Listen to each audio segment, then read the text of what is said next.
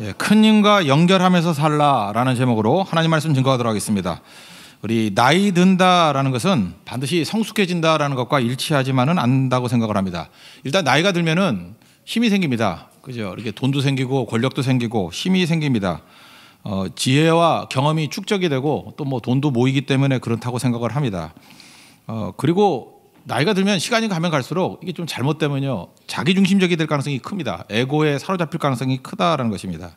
그래서 나이 들면서 사실 이게 정상적으로 놔두면은 영적으로 안 좋아질 때가 더 많습니다. 사람이 힘이 생기면 교만해지잖아요. 그리고 자기중심이 되면은 하나님을 떠나지 않습니까? 그래서 그냥 놔두면은 그 노욕이 생기고 노추라 그러죠. 늙어서 추해지는 가능성이 아주 크다라는 것입니다. 그 엘리 제사장이 그런 케이스 아니었습니까? 이 사람은 늦게 출세한 사람입니다. 58세에 사사가 되었습니다. 그러니까 젊어서는 얼마나 이 사람이 인정받는 사람이었고 또 존경받고 신뢰가 있는 사람이었겠습니까? 그러다가 드디어 마침내 58세에 사사가 됐습니다. 그러니까 이건 뭐죠? 다 이루었다 그런 거죠. 그 다음에 싱싱함을 잃어버리고 그 부패하기 시작했습니다. 영성이 거의 빵점에 다다르게 되었고 결국은 뒤끝이 안 좋은 인생이 되었다는 것입니다. 그러니까 이게 나이 든다는 것이 무조건 좋은 게 아니라는 거예요. 아주 조심하고 또 조심해야 된다는 것입니다. 우리 한국에는 꼰대 문화라는 게 있죠. 꼰대라는 말, 이게 잘 쓰면 안 되는 말이지만 고집불통 영감탱이 뭐 이 정도로 이해하면 될 것 같습니다. 그러니까 나이가 들면 들수록 이 젊은 사람이 생각할 때 저건 꼰대야. 그럴 때 무슨 뜻이에요? 항상 자기만 옳다고 생각하는 거예요. 그리고 무조건 나를 따르라 그러는 거고 또 힘이 있으니까 오히려 갑질을 하고 또 폭력적으로 억지로 끌고 갈 가능성이 아주 크다라는 것입니다. 그러니까 이런 생각을 사실 이게 다 맞는 게 아니거든요. 나는 옳고 젊은이들은 다 틀렸다. 또는 경험 많은 나를 무조건 따라야 된다. 뭐 이렇게 말한다든지 또는 어린 녀석이 뭘 알아 하면서 무시하고 반말투 쓰는 거. 그러니까 배려도 없고 매너도 없고 또 화를 잘 냅니다. 분노 조절 장애에 빠지고 반말부터 하는 무례함이 있다는 것입니다. 이거 왜 그러죠? 이 뿌리에 이 교만함이 있기 때문에 그래요. 내가 힘이 있는 거고 내가 옳다라는 생각이 있기 때문에 그렇다는 것입니다. 그러므로 여기서 자기가 나이가 좀 든 쪽에 소속된 사람이다 그러면 뭐 저도 포함입니다. 제일 중요한 게 뭐냐면 자기 부인입니다. 나는 죄인입니다. I'm a sinner. 그리고 나를 불쌍히 여겨 주십시오. Mercy on me. 이 자세가 꼭 필요하다는 것입니다. 이거 아니면 안 된다는 거예요. 지금 모세도 약간 보면은 꼰대가 돼가고 있는 거죠. 나이 들어서. 왜 그러냐면 그가 했던 일이 다 옳은 것만은 아니거든요. 그가 가나안에 들어가지 못했던 이유가 무엇입니까? 자기중심적이 돼버린 거예요. 그 하나님의 종이었던 모세조차도. 민수기 20장 7절을 보니까 신광야에서 물이 떨어졌습니다. 뭐 다 아는 얘기입니다. 그랬더니 하나님께서 기도하니까 명령을 주셨습니다. 20장 7절을 보니까 너희는 반석에게 명령하여 물을 내라. 그러니까 반석이 있으면 그냥 명령만 하라 그랬습니다. 명령하면 물이 터져 나올 것이다. 근데 11절을 보니까 모세가 어떻게 했느냐? 지팡이로 반석을 2번 딱 내리치는 걸 통해서 하나님의 명령을 수행했습니다. 그러니까 물이 터져 나오긴 터져 나왔어요. 어마어마한 기적이죠. 그때 하나님께서 화를 내셨죠. 2가지. 네가 나를 믿지 않았다. 이게 불신이라는 뜻이고 내 거룩함을 나타내지 않았다. 하나님의 영광을 뺏어갔다. 뭐 이런 뜻으로 이해를 했다. 그러므로 넌 가나안에 못 들어간다. 이게 결정적인 사건이었다는 것입니다. 그러니까 왜 이런 일이 벌어지죠? 모세조차도 이렇게 나이 들면서 힘이 생기고 또 에고에 빠지게 되면은 이런 오류에 빠질 수 있다라는 것입니다. 그러므로 나이 들면 들수록 해야 될 일이 뭐냐면 자꾸 자기 부인해야 된다는 것입니다. 자기 부인하지 않으면요 괴물 돼 버립니다. 엎드리지 않는 권력, 엎드리지 않는 원로는 위험하다라는 것입니다. 여러분 이스라엘에서 그 레위인들 일 시키는 거 보면 30살부터 50살까지만 일을 시켰습니다. 그 50살 되면 다 죽나요? 그게 아니죠. 이후에도 이렇게 사역을 하는데 주된 사역은 30살부터 50살까지만 하라는 거예요. 그 나머지는 일선에서 물러서서 도와주는 일을 하라는 것입니다. 그게 전체가 젊어지는 길이라는 거예요. 그러니까 나이 들어서까지 끝까지 자기가 주도권을 쥐고 나를 따르라 하는 것보다는 30세에서 50세까지의 정신이 제일 건강하고 그게 주류가 되는 것이 좋다라는 거예요. 교회에서도 마찬가지입니다. 그 50대가 기뻐하고 60대가 기뻐하고 70대가 기뻐하는 일을 하는 것보다는 그렇다고 또 10대가 원하는 대로 가면 맨날 산으로 가잖아요. 30대에서 50살까지 그러니까 3, 40대죠. 3, 40대의 중심을 둔 그런 문화를 이루는 것 그게 가장 건강한 문화고 그게 가장 젊은이 문화가 될 수 있다. 이걸 성경은 우리에게 보여주고 있다는 것입니다. 그 사무엘도 한번 보십시오. 사무엘이 은퇴하죠. 죽을 때 은퇴한 게 아닙니다. 중간에 은퇴를 하잖아요. 사무엘상 12장 23절 보니까 이렇게 얘기해요. 은퇴하면서 기도하기를 쉬는 죄를 여호와 앞에 결단코 범하지 아니하겠다. 그러면서 너희는 여호와 하나님 말을 잘 공경하고 따르라. 이렇게 권면을 하면서 이제 물러납니다. 이제 사무엘이 하는 일이 뭐죠? 이제는 내가 기도로 섬기겠다. 이제는 눈물로 섬기겠다. 이제는 격려하는 것으로 섬기겠다라고 작정을 한 것입니다. 이게 우리에게 굉장히 중요하다고 생각을 해요. 이게 나이가 들면 자기가 옳다고 생각하면 잠깐 보이거든요. 그러니까 잔소리 투로 나갈 가능성이 크다라는 것입니다. 근데 그럴 때마다 말을 좀 아낄 필요성이 있고요. 기도해야 된다는 거예요. 기도로 섬기는 게 제일 좋은 겁니다. 그리고 또 눈물로 섬기는 거. 오히려 그게 권위가 더 있다라는 거예요. 그렇지 않으면 오히려 무시당합니다. 꼰대라 그래서 무시당한다는 거예요. 성경은 어떻게 나이 들어야 되는지를 우리에게 명확히 보여주고 있다는 것입니다. 사실은 모세도 여기에서 넘어져서 결국은 마지막 영광스러운 일을 이루지 못했다고 생각할 수도 있다고 생각합니다. 지금 세계적인 기업, 인터넷 기업 가운데 뭐 최고를 친다 그러면 알리바바죠. 중국의 알리바바. 거기에 마윈이라는 사람이 있는데 이 사람이 왜 성공적이었느냐. 그 마윈의 일대기를 한번 쭉 읽어보십시오. 이 사람은요.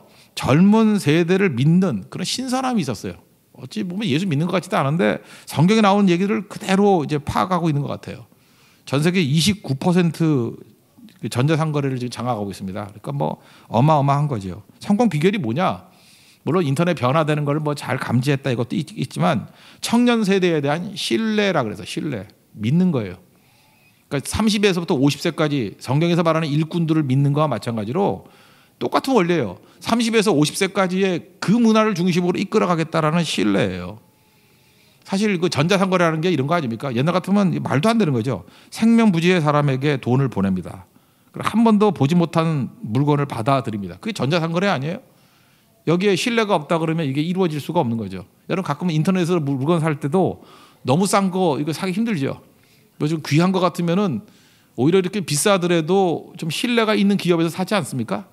여러분 안 그런가요? 받아보니까 이상한 거 오고 막 그러지 않아요?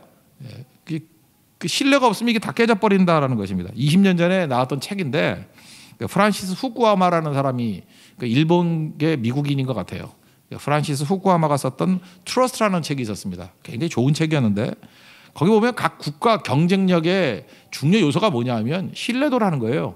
트러스트가 있는 나라와 없는 나라가 이게 하나가 땅 차이라는 거예요. 왜냐하면 신뢰가 없으면은 비용이 많이 발생한다라는 거예요.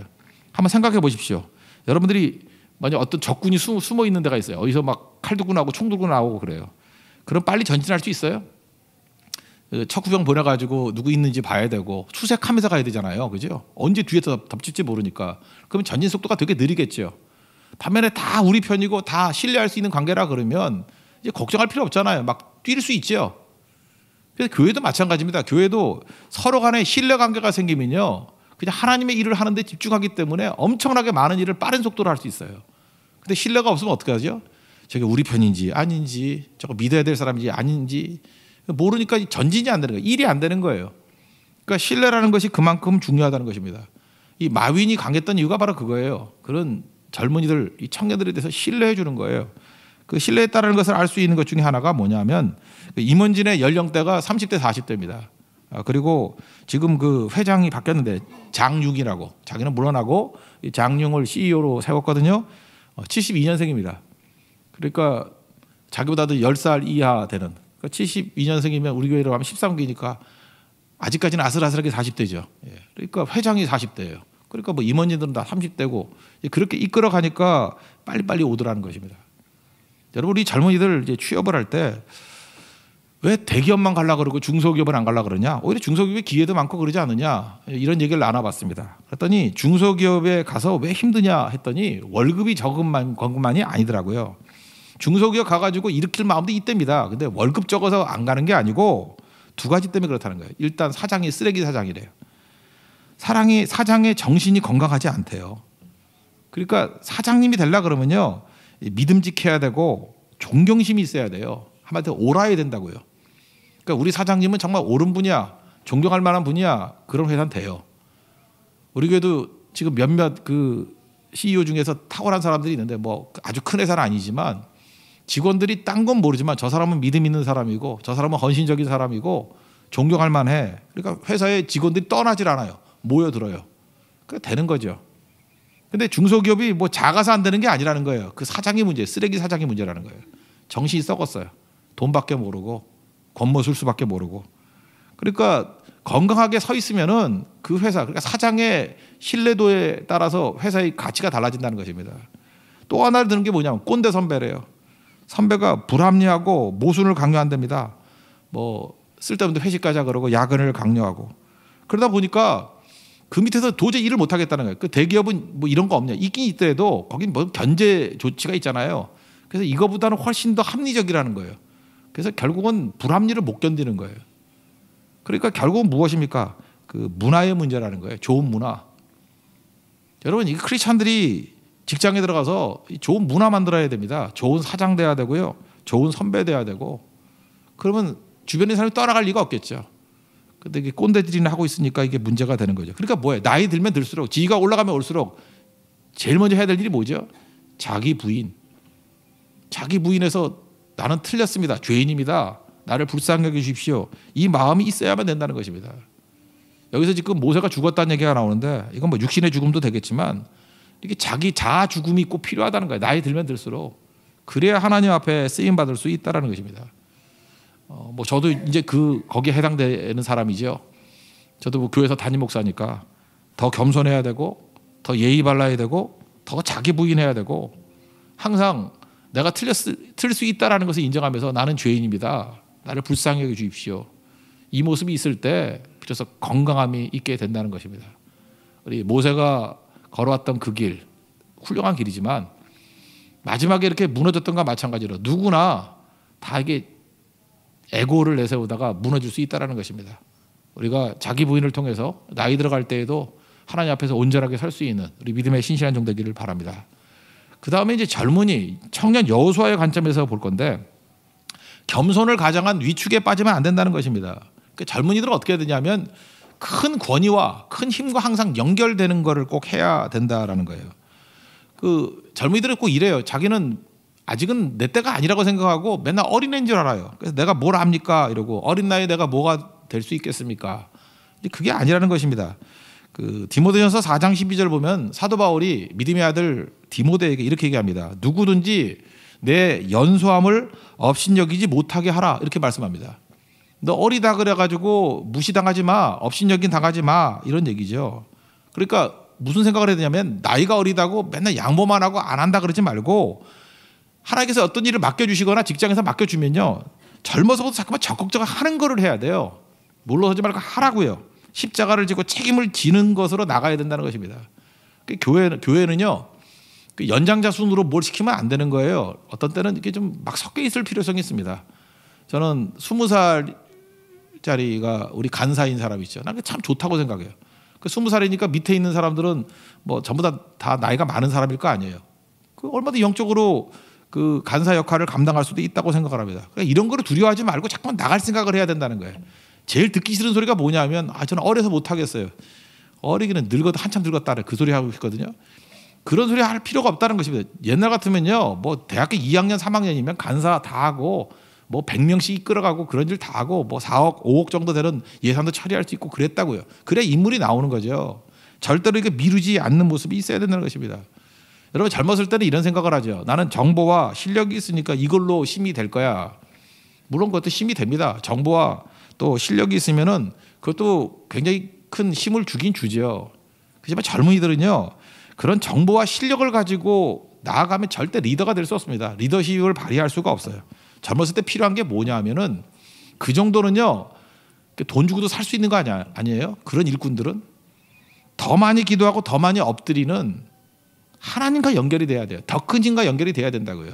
인피니티, 무한대인 하나님, 인피니티 위드가 하나님과 함께 무한대에 연결될 줄 알아야 된다는 거예요. 그래서 젊은 사람들에게 필요한 건 뭐냐면 엎드리는 겁니다. 영성의 영성. 여호수아 보십시오. 여호수아가 강했던 이유가 무엇입니까? 그 출애굽기 33장 11절에 보면은 이런 얘기가 나와요. 모세는 진으로 돌아왔대요. 회막 얘기입니다. 모세는 진으로 돌아왔는데 눈의 아들 젊은 수종자 여호수아는 회막을 떠나지 아니하니라. 그러니까 젊었지만 여호수아는 무슨 생각을 했어요? 모세보다 더 많이 머무르면서 더 많이 기도하는 모습이 있었다라는 거예요. 그러니까 젊은 사람들에게서 제일 보기 좋은 얘기는 뭐냐 하면은 무조건이에요. 한 살이라도 나이 많은 사람보다 조금 더 기도하는 거예요. 그러니까 교회도 마찬가지입니다. 끝까지 남아서 기도하는 사람들이 젊은 수종자 여호수아 같은 사람이 남아 있어야 된다는 거예요. 그게 힘이에요, 힘. 엉뚱하고 스펙 찾겠다, 뭐 절망하면서 좌절하면서 그런 게 아니고 그 영성이 있는 젊은이들이 될 때 영성이 뭐예요? 전능하신 하나님과 연결되는 거 아닙니까? 그리고 또 뭐예요? 우리 전통과 연결이 되는 거예요. 저는 그 옛날에 좋아했던 책이 모택동 비록이라는 책이 있거든요. 그 마오쩌둥이요. 옛날 모택동이라고 불렀으니까. 그 전화번호부 같은 두 권의 책이에요. 근데 모택동이 어떻게 그 중국에서 지도자로서 성공할 수 있었느냐 이런 거예요. 중국 민족이 수천 년 이끌어 나온 거 아닙니까? 뭐 자기들 말로는 뭐 6천 년이라 그러는데 하여튼 뭐 상나라까지 합쳐가지고 뭐 그렇다고 칩시다. 하여튼 수천 년 동안 내려왔던 중국 민족성이 있잖아요. 그거를 한 세대 30년 40년 갖고 싸워서 못 이긴다는 거예요.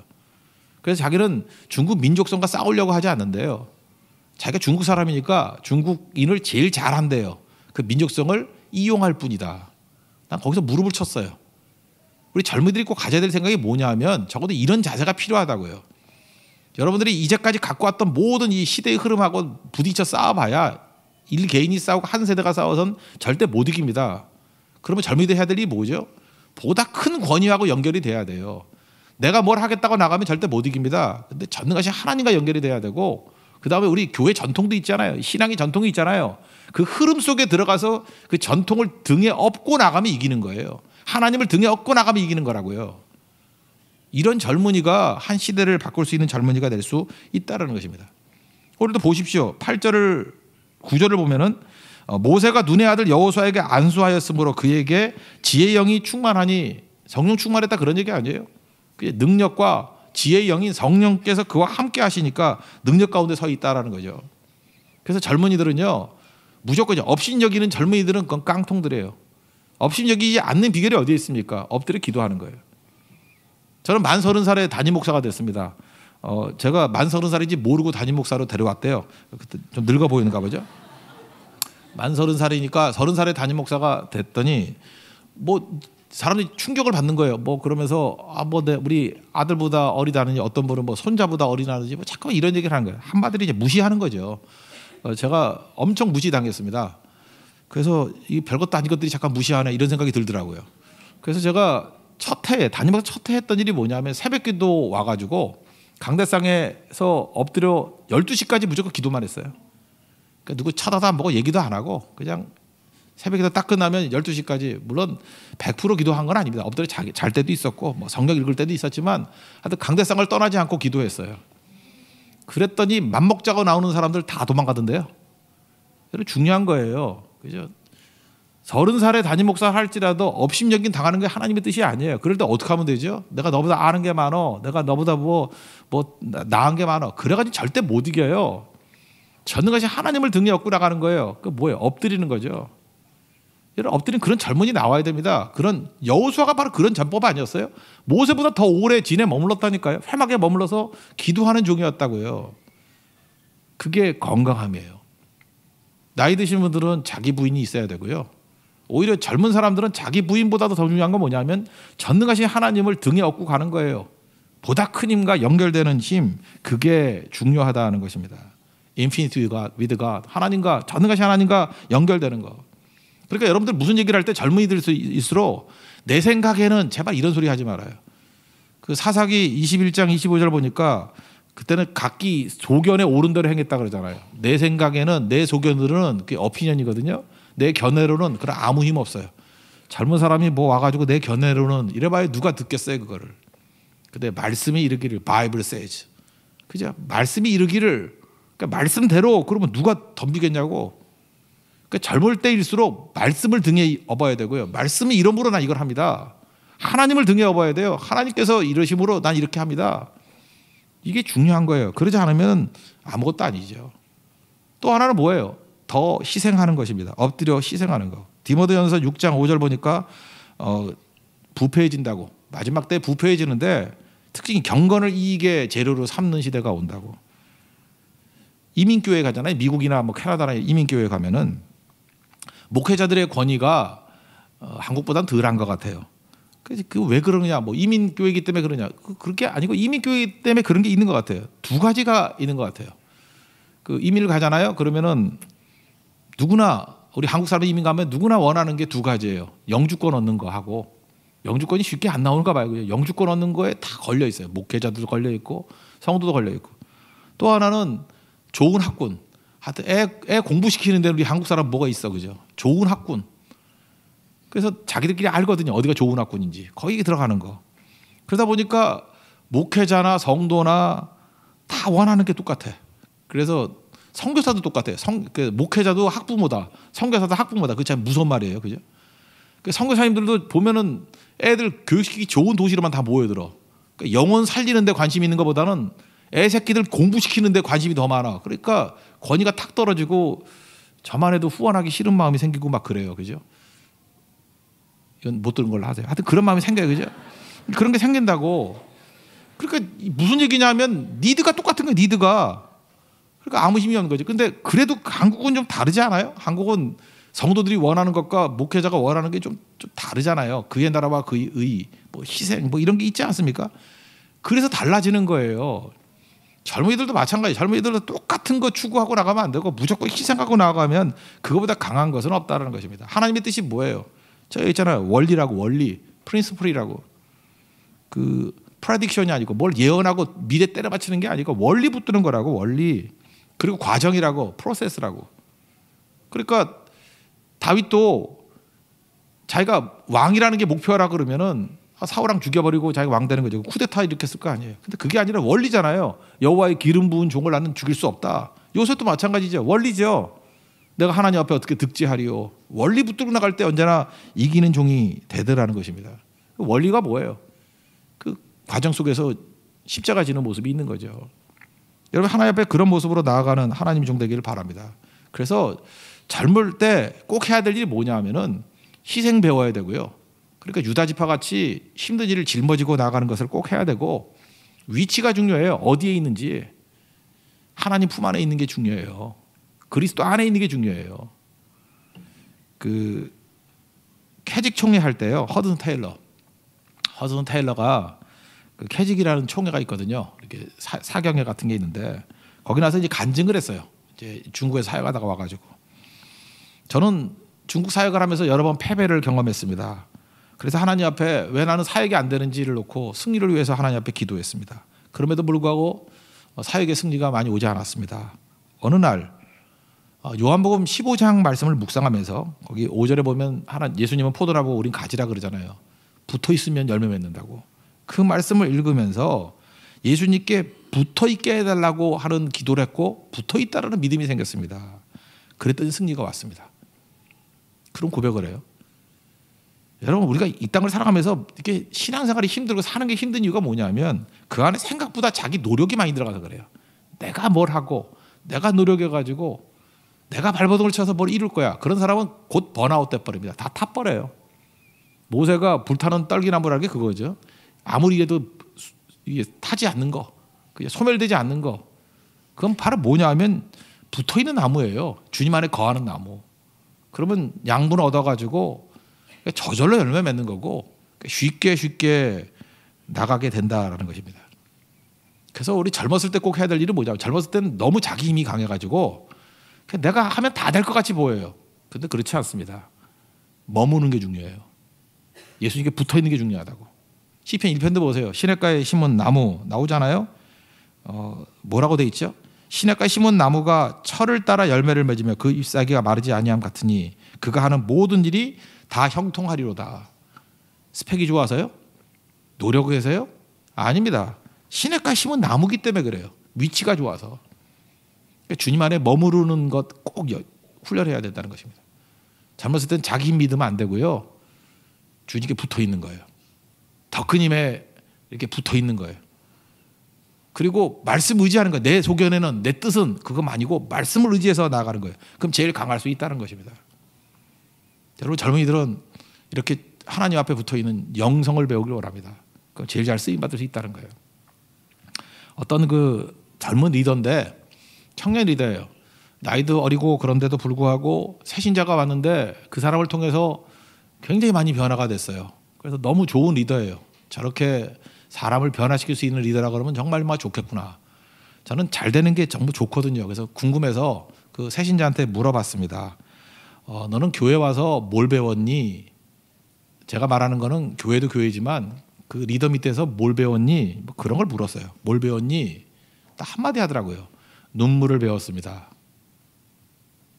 그게 감동적이었어요. 눈물을 배웠대요.